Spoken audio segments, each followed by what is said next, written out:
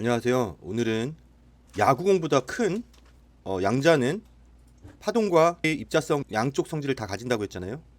그런 파동성을 띠기 위해서는 파장이 뭘로 정의되냐면 플랑크 상수 나누기 운동량으로 결정이 돼요. 그 파장이 입자의 크기와 비슷해질 때 이 파동성이 나타나요. 그래서 보통 양자적인 성질을 띠는 물질들은 굉장히 작은 물질들이에요.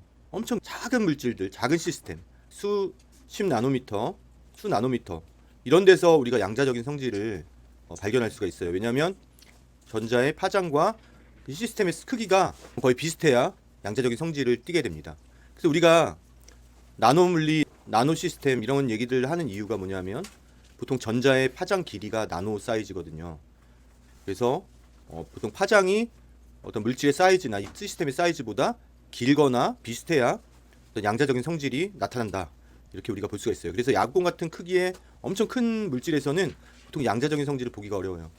그런데 지구상에서 야구공보다 큰 사이즈에서 단일 파동함수로 우리가 기술할 수 있는 양자 역학적 시스템이 존재합니다. 오늘 그거에 대해서 말씀을 드리려고 하는데, 전자 같은 경우에는 어떻게 돼요? 전자는 파울리 베타 원리를 따라요. 파울리 베타 원리라는 것을 들어보신 분들이 계실 거예요. 고등학교 때도 배우는데 뭐냐면 하나의 에너지 준위 혹은 하나의 양자적인 상태에 두 개의 전자가 들어갈 수가 없어요. 단 하나의 전자만 들어갈 수 있어요. 그게 파울리 베타 원리라는 건데, 그렇기 때문에 전자들은 각각 다 다른 파동함수를 가져요. 금속에서 예를 들면 개별적으로 행동해요. 전자들은 개별적으로, 예를 들어서 불순물이나 격자가, 예를 들어서 격자라는 건 뭐냐면 그 원자들이 그 주기적으로 배열된 건데, 격자 그 원자가 막 진동을 해요. 저 온도가 0이 아닌 상태에서는. 그러면 플러스 이온이 막 진동을 하기 때문에 그 격자 진동을 포논이라고 해요. 전자들이 그 원자에 부닥쳐서 산란을 하고, 아니 불순물에 산란을 하고, 이렇게 해서 금속의 저항이 나오는 이유가 그런 것들이에요.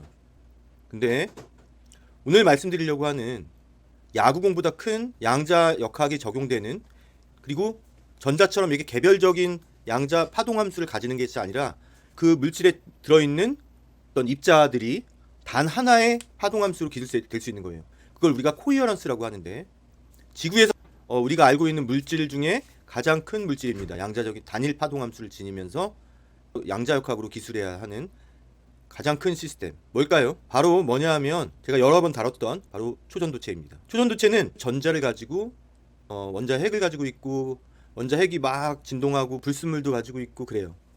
전자 두 개는 사실 음해전하기 때문에 얘네 둘이 결합을, 어떤 쌍을 이루기가 굉장히 어려워요. 전자 두 개가 어떻게 하면 얘네 둘이 결합을 하고, 그 결합된 전자 두 개의 쌍들이 시스템에서 돌아다니는 거예요. 그게 바로 초전도체인데, 그 전자 두 개의 쌍을 이룬 것을 우리가 쿠퍼 쌍이라고 불러요. 쿠퍼라는 사람이 초전도 이론을 많이 해서 노벨상도 받고 했기 때문에 쿠퍼 페어, 쿠퍼 쌍이라고 부르는데, 그 쿠퍼 쌍이 이루어지면 얘는 파울리 베타 원리를 따르지 않게 돼요. 세상의 모든 물질은 두 가지로 나뉘어요. 양자역학적 물질은 페르미온과 보존이라는 것으로 나뉘는데, 페르미온은 가장 특징적인 것이 파울리 베타 원리를 따라요. 전자가 페르미온이에요. 보존은 대표적인 것이 쿠퍼 쌍이에요. 전자 두 개가 뭉친 것.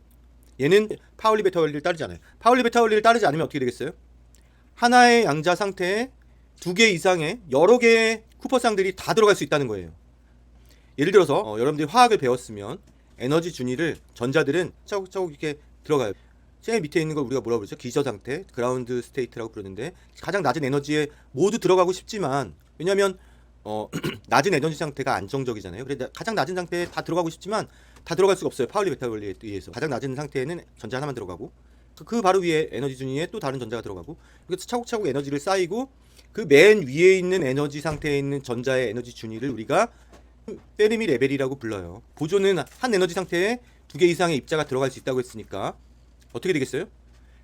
가장 낮은 에너지 상태, 양자역학적으로 가능한 가장 낮은 에너지 상태, 그걸 우리가 그라운드 스테이트라고 하는데, 그 기저 상태, 거기에 모든 보존들, 쿠퍼 쌍들이 다 모여 있게 됩니다. 그걸 우리가 보제 아인슈타인 컨덴세이션, 보제 아인슈타인 응축이라고 불러요. 그 현상이 일어나요.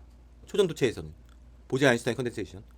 모든 보존들이, 모든 쿠퍼 쌍들이 기저 상태, 가장 낮은 에너지 상태에 다 몰려 있는 거예요. 그럼 얘네가 어떻게 되냐면 각각의 보존들이, 각각의 쿠퍼쌍들이 개별적인 파동 함수를 가지지 않고, 개별적으로 기술되지 않고, 개별적으로 행동하지 않고, 얘네는 집단적으로 행동을 해요.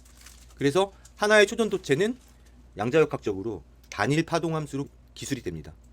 그래서 쿠퍼쌍들은 예를 들어서 불순물, 원자들을 만났을 때 산란한다거나 이런 행동을 하잖아요. 전체의 쿠퍼쌍들이 다 집단적으로 행동하기 때문에 더 이상 개별적인 산란이 안 일어나요.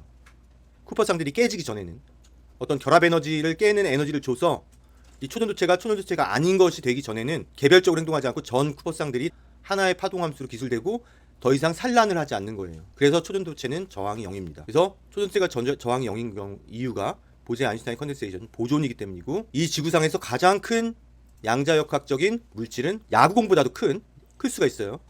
양자역학적인 물질은 하나밖에 존재하지 않는데 그건 바로 초전도체예요. 신기하죠? 그래서 보통 사람들이 상식적으로 야구공보다 큰 양자역학적인 물질이 있나 생각하는데 그건 바로 존재합니다. 초전도체입니다. 네, 오늘은 여기까지 하겠습니다. 감사합니다.